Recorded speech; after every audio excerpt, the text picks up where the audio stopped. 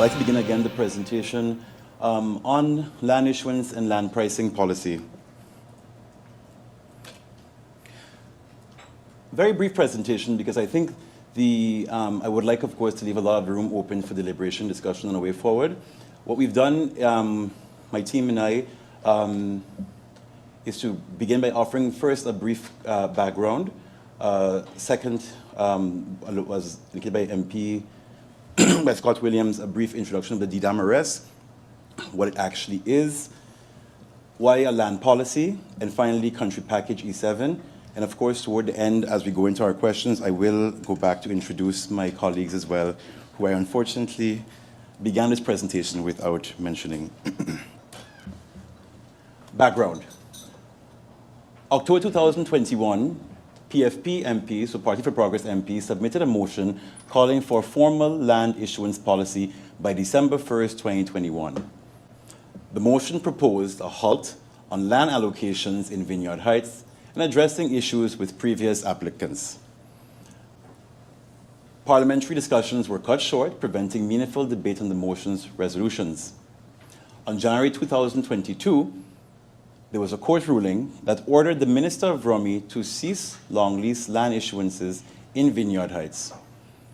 Finally, the court ruling reinforced the urgency of implementing a transparent and structured land issuance policy. DDAM arrest. Now, the team and I decided that it's very important to spend some time exploring what exactly DDAM is for one simple reason, is because despite it being in place, a number of persons are still approaching the ministry, myself, and government as a whole regarding requests to actually have a piece of land or to deed their land. And with the presentation, you'll now realize that unfortunately, that is not possible. So we begin very quickly. In the DDAM arrest, it was ruled that the government must establish strict legal requirements for the handling of land transactions to ensure the principle of equality, transparency, and fairness. And there were two rulings on this case, the first, November 2021 and November 26, 2021, and a follow-up on November 15, 2024. The core principles from these rulings are as follows. Mandatory transparency and competition. Government bodies cannot freely sell, lease, or allocate land without publicly announcing their intentions in advance. If multiple parties exist or could reasonably be expected to be interested, the government must allow them to participate in a fair selection process based on objective, verifiable, and reasonable criteria. 2, strict conditions for exclusive lease or sale. An exception applies only when it is objectively certain that there is only one serious candidate who uniquely qualifies. In such cases, the government must publicly justify why no other party could reasonably qualify before proceeding with the transaction. A mere assumption or informal agreement is not sufficient. The third core principle from this ruling, legal consequences for non-compliance. Failure to comply does not automatically void a contract, but it constitutes unlawful conduct by the government. This means that excluded parties may challenge the transaction in court. If the sale or lease has not yet been finalized, the court can prohibit the government from proceeding. However, if the transaction has already been fully executed, in principle, the sale remains legally valid. An excluded party may seek financial compensation for damages. These rulings impose strict compliance obligations on public bodies, including the government of St. Martin, reinforcing the need for transparent procedures, public announcements, and fair selection criteria in all land transactions. So what are the implications for St. Martin? These rulings directly affect how the government of St. Martin and specifically the Ministry of Rumi, must handle public land transactions. The government is now legally obligated to ensure all land transactions are transparent and publicly announced well in advance, ensuring that interested parties have a fair chance of obtaining the lease or sale. Define and publish clear selection criteria before allocating land. Thirdly, justify any decision to sell or lease land to a single party with objective, legally sound reasoning. Avoid informal or indirect allocations without proper public procedures.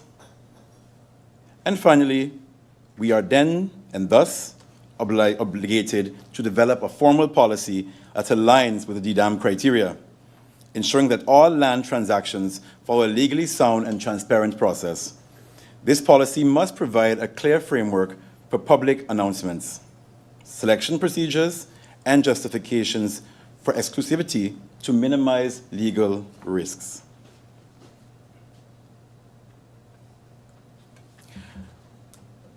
As a government, we must ensure that land, a scarce and valuable public resource, is managed in the best interest of the people of St. Martin. These rulings reinforce the need for fair, transparent, and accountable governance in all land allocations. So why a land policy? As I said before, transparent and fair distribution of land.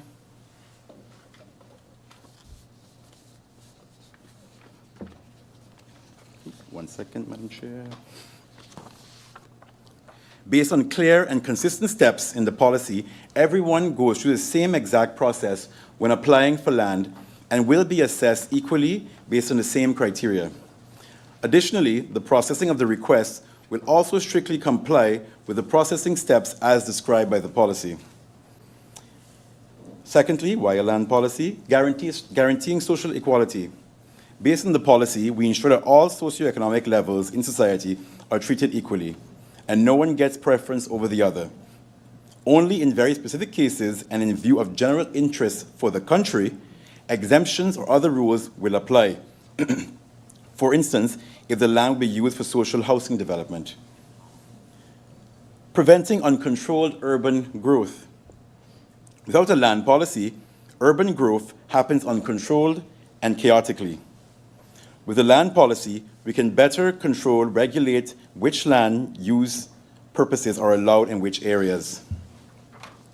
Creating a balance between tourist and local needs. And you realize very quickly, Madam Chair, through you, that a lot of the need to have a land rental agreement or a land lease agreement also ties in very closely to the idea of zoning. Hence a number of the points that you see here as to why a land policy. Tourism, our main source of income, but the lack of a focused land policy can lead to an imbalance between tourism development and local needs. If there is no balanced approach, this can result in excessive emphasis on tourism infrastructure and services, compromising the interests of local people and sustainability. Protecting the environment and sustainable use of natural resources and preventing ecological damage. Without a policy, destruction to ecological valuable areas such as natural areas, coastal areas, and biodiversity hotspots is more likely to occur. Valuable areas such as protected natural areas, coastal zones, and habitats. Uncontrolled development can lead to a loss of diversity, destruction of natural ecosystems, and a damage to critical habitats. And finally, protecting cultural heritage and identity. Uncontrolled development can also lead to the loss of cultural heritage and identity of local people. If there's no land policy to ensure the protection and preservation of culturally significant areas, the traditional way of life and cultural heritage of the community can be lost. So we finally come to Country Package E7. This is actually an agreement between St. Martin and the Netherlands for a number of interventions necessary to receive a number of loans post the COVID-19 pandemic. Country Package E7 deals specifically with the Ministry of Rumi, and the terms of reference is published as is. VROMI is executing 3 projects under E7, of which the land issuance and land pricing policy, as indicated, is one of them. A terms of reference has been published for the 3rd time recently. The first time was December 9, 2024. The second time, January 22, 2025, to hire a project manager for the execution of this project. The closing for applications, February 22nd. The reason, of course, for the 3rd time publishing this is because we have had some challenges in terms of soliciting interests in actually handling this project. The timeline, of course, is as soon as we hire a project manager, the timeline to make this policy is exactly 1 year. So, as we see with the challenges of finding someone interested to actually make this policy, we actually are slightly pushing our timeline further and further. But, of course, to mitigate any further delays, we have, of course, started internally working on an interim policy. I think we have also pulled what we could from the MP Duran, former Minister of Romi's proposal that he proposed back in 2022 or 3, I believe, with some key steps that could be taken to establish a land lease policy. A number of other things too, when speaking with the consultant, indications about not necessarily looking within only the kingdom, but given St. Martin's unique situation, looking as well within the other islands. So we've been looking as well at the policy for the British Virgin Islands regarding Crown land, as well as St. Kitts and Nevis and St. Lucia.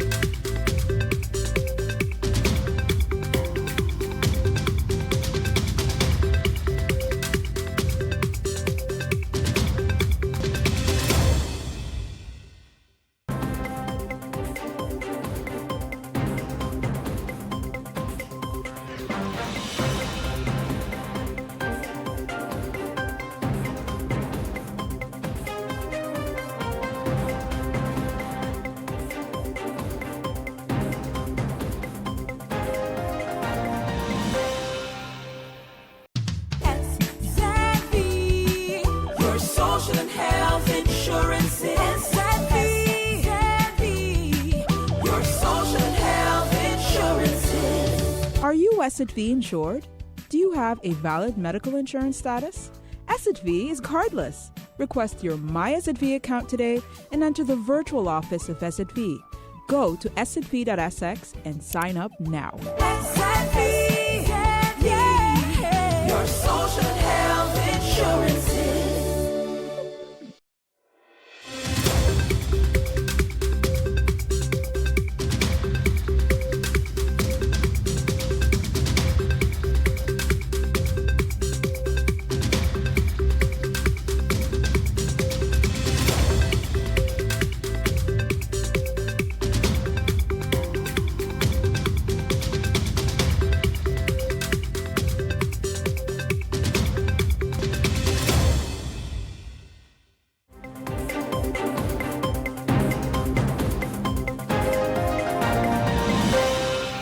So on the south side of St. Martin resides one of the last remaining populations of elkhorn coral. These elkhorn coral are a SPA-protected species. With many colonies present, this species of coral forms branching colonies that create complex structures that provide homes for many fish and crustaceans. However, it's an extremely sensitive species. That is why this is one of the last remaining areas of an elkhorn coral reef in St. Martin. They require really high wave action to survive properly. So a major development in the area that would include construction projects or breakwaters and increased runoff could devastate this fragile ecosystem. Sedimentation from construction can smother corals, while pollutants and habitat destruction threaten their survival. Protecting Indigo Bay is crucial for ensuring the survival of this rare coral population, maintaining biodiversity, and preserving the island's natural coastal defenses. Something that's important to know is that because this is a SPA-protected species, it is also a critically endangered species protected under the IUCN Red List and CITES Appendix. Destruction of that area could require St. Martin to apply for an exemption under SPA because we are party to SPA. This process mandates a justification for environmental damage and could impact the island's international conservation commitments. Another part of our research focused on wetlands and the marine species of St. Martin. So, regarding wetlands, specifically for mangroves, extensive monitoring done in collaboration with the Reserve Naturel found that 80% of our mangroves have been lost, either through overdevelopment of the coastline or through hurricanes. Knowledge gaps are extremely prolific throughout St. Martin regarding mangroves. Lack of awareness regarding the origin and the services provided by mangroves has led to little interest in protecting them. Seagrasses also provide some of the highest levels of climate change mitigation impacts of any ecosystem in the island, yet they have zero protection for St. Martin.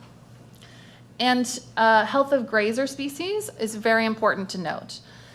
In St. Martin, one of the big issues that I've brought up several times is algae growth in our coral areas. One of the best ways to fight algae overgrowing corals is to have a healthy grazer species that eat algae.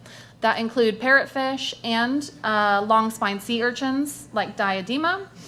But since there have been massive die-offs of diadema, the long-spine sea urchins, both in 1980 and 2022, populations are at a critical stage, and it is very difficult for us to find the juveniles of that species. We partnered with a group throughout the Caribbean, but focused in Saba, to try to see how many diadema are in our waters, and we had some of the lowest results in that research.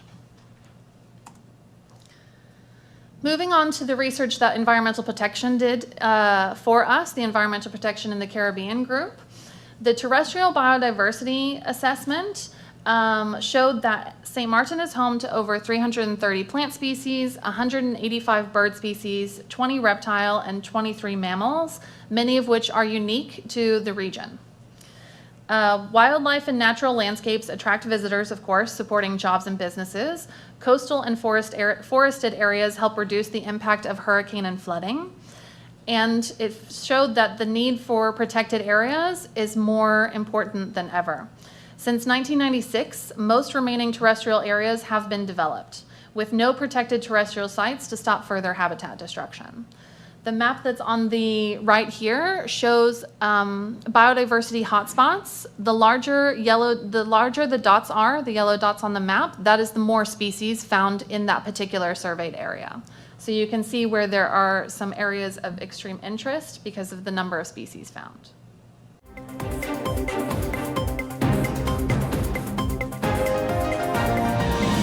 In the back of the banknote, there's another strip, which is not so large. It's only 3 millimeters large, and it is actually, once you tilt it, you will see waves moving.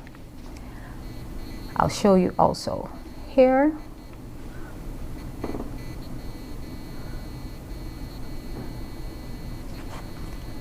And also both in the motion as in the rapid strip, we incorporated the theme of the underwater world in the item.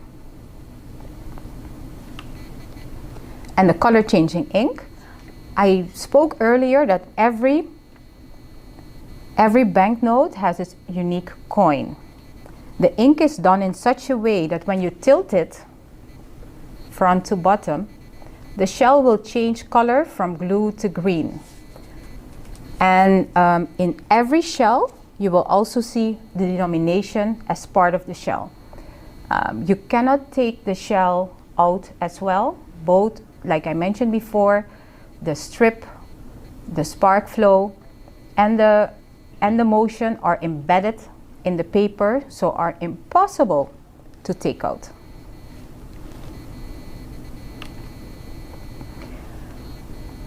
And also in the front of the banknote, this is a little bit difficult to see, but there's iridescent ink going from top to bottom. It's actually waves with XCG in it in a gold metallic color.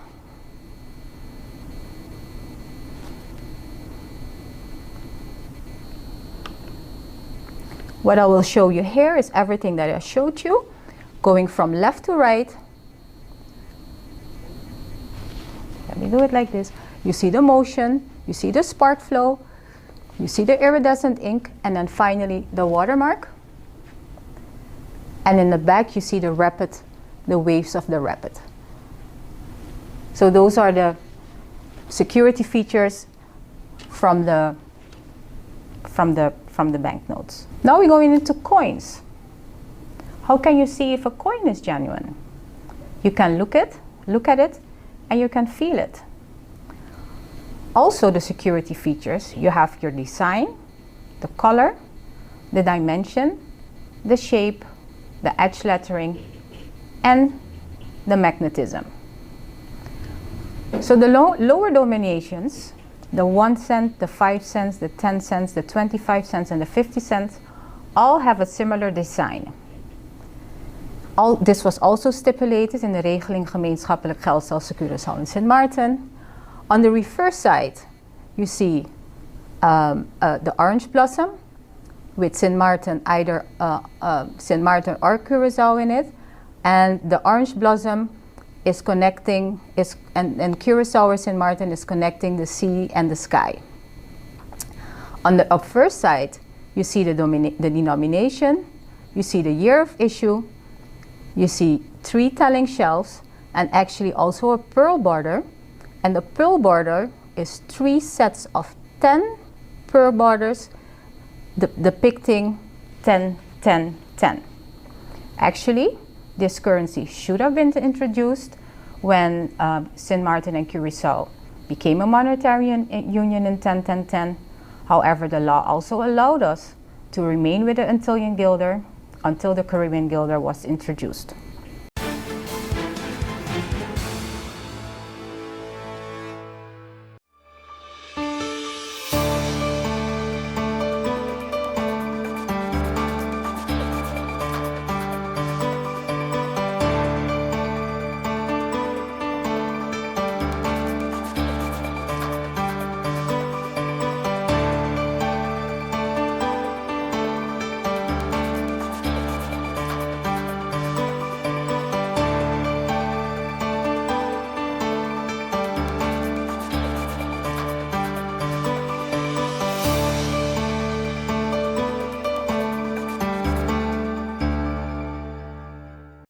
SXM, your social and health insurance. SXM,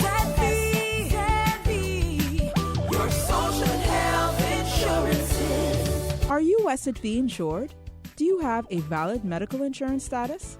SXV is cardless. Request your My SXV account today and enter the virtual office of SXV. Go to sxv.sx and sign up now. SXM, yeah, your social and health insurances.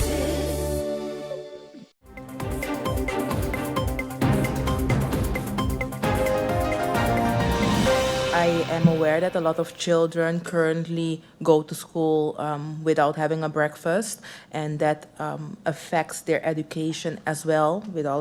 Everybody knows when you did not have any breakfast, you cannot focus. I know that the Ministry of VSA was busy with the breakfast program. I know the Rotary Club is also sponsoring breakfast programs. I myself am assisting. I know there are others as well, but my question is there any collaboration between VSA and the Education Department to make sure that there's a structural breakfast program in place? Other than that, I'm also aware that there are a lot of youngsters currently being expelled from school and not being able to return back to school, while the law states that education is compulsory. How is the ministry making sure that that takes place? Because I had in several instances through my other job have been made aware of the fact that a 14-year-old, 15-year-old, 16-year-old is a dropout because of the fact that the school no school wants to accept him or her anymore. And that is against the law, of course. So my question is, what is the ministry doing about that? Is the ministry aware of that? And what is the ministry doing about that to make sure that every child between the age of 4 and 18 can go to school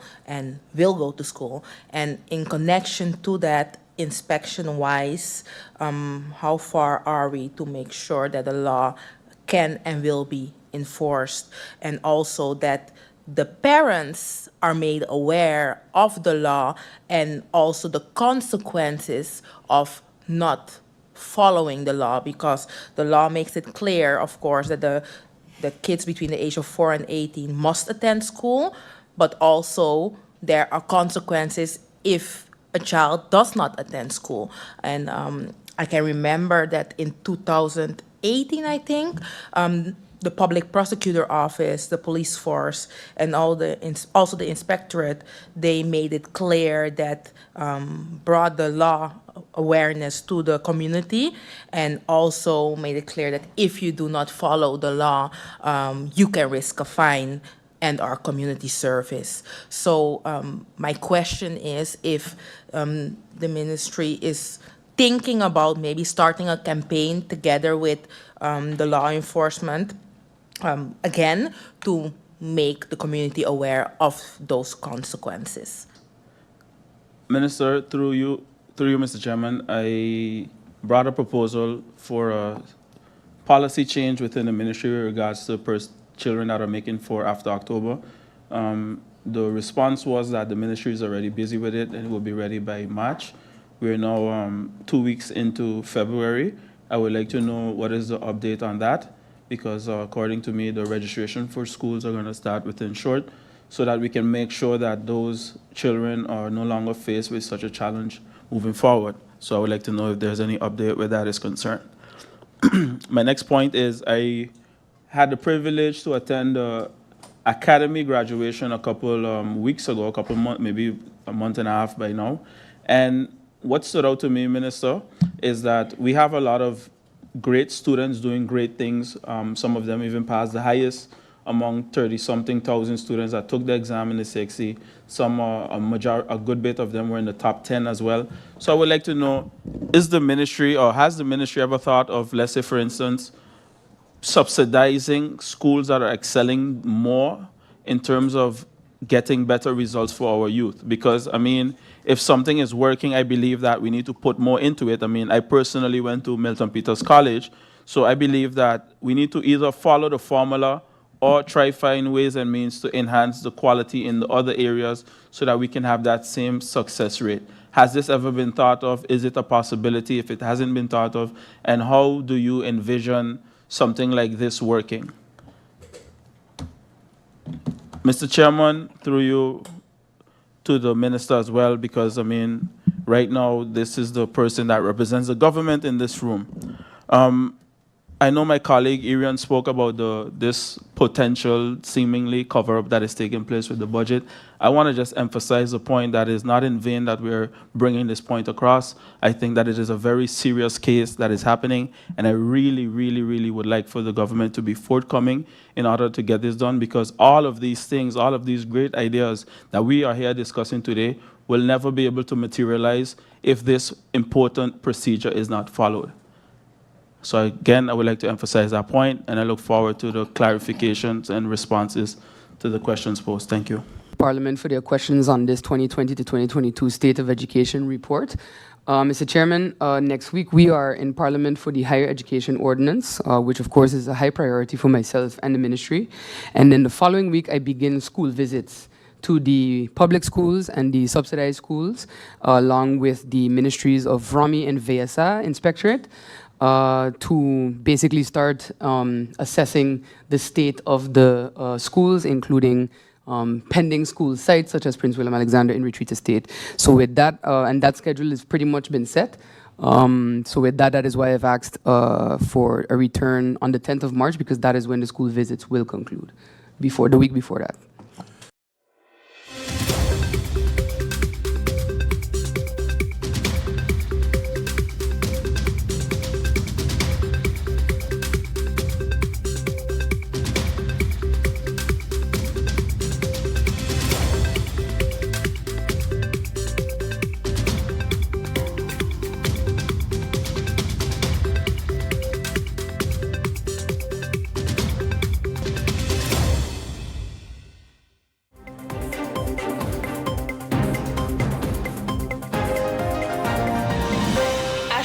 showdown between JLP and PNP supporters at a stakeholder meeting on Portmore becoming the 15th parish at the Portmore Municipal Corporation Tuesday evening. Shame on you! Shame on you!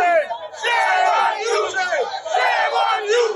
Shame on you! Face Off won. Portmore's Mayor Leon Thomas and these placard bearers who seemingly came prepared to protest.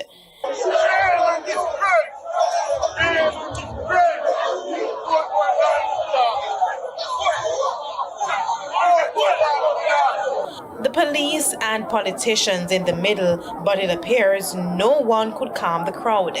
Then Face Off 2. East Central St. Catherine MP Orlando Terrelong, who was seemingly upset that he was being recorded.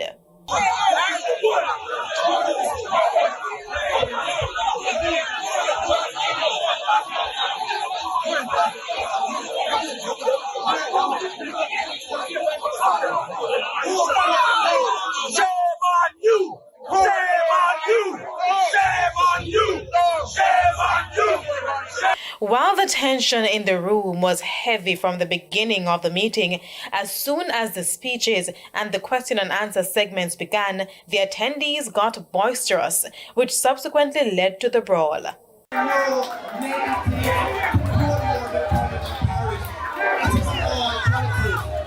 No, there was a young man who asked about. Yes. I am very concerned about. Do not stop me from talking. No. Look at me. Look at me. Look at me. Look at me. Hello. Look at me.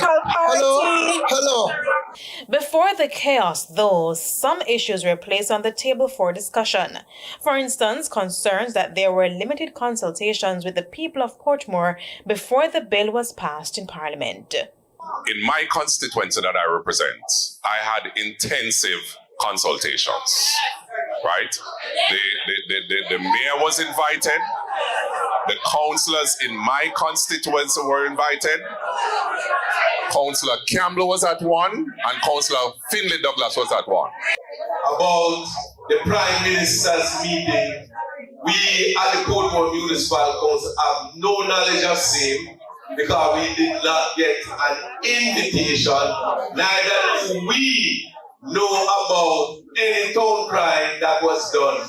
The process that I'm aware of in civil societies is that you put in place a statutory body that would go out and document at the meetings how many persons are.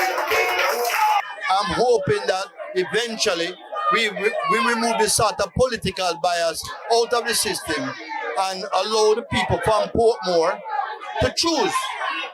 As for the consultations, I can't speak on that because I do not know about these consultations. This is the first one I've ever been to. And to me, it's an absolute disaster. Kelisha Williams, TVJ News.